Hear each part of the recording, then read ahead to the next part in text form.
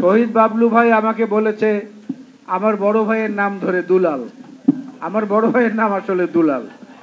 আর মজার ব্যাপার হচ্ছে বাংলা সাহিত্যের প্রথম উপন্যাসের নাম হচ্ছে আলালের ঘরের দুলাল,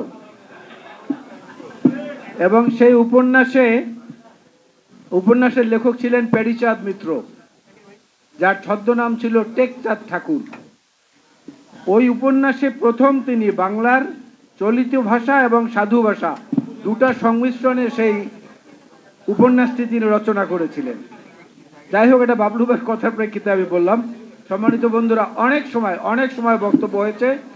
আজকের এই প্রতিপাদ্য বিষয় যেটা আমার পেছনে ব্যানারে লেখা রয়েছে, এটি এই মুহূর্তে সবচেয়ে প্রয়োজনীয় এবং সবচেয়ে সময় উপযোগী হয়েছে বলে আমি মনে করি। এজন্য জাতীয়তাবাদী মুক্তিযোদ্ধা দলকে এই উদ্যোগ নেওয়ার জন্য ধন্যবাদ জানাচ্ছি।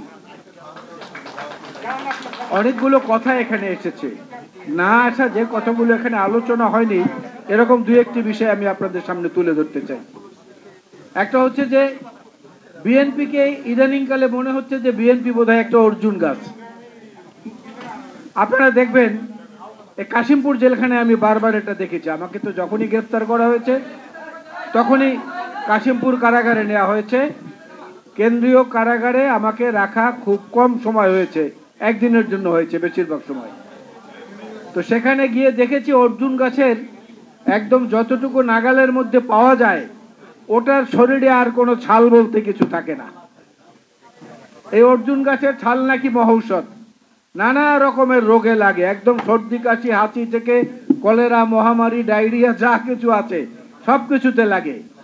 তো বিএনপি যেহেতু অর্জুন গাছের উদারতা নিয়ে রাজনীতি করেছে বাংলাদেশে, শহীদ জিয়াউর রহমান বীরুত্তম থেকে আজ অবধি আমাদেরকে একটা অর্জুন গাছ পেয়ে বসেছে সবাই।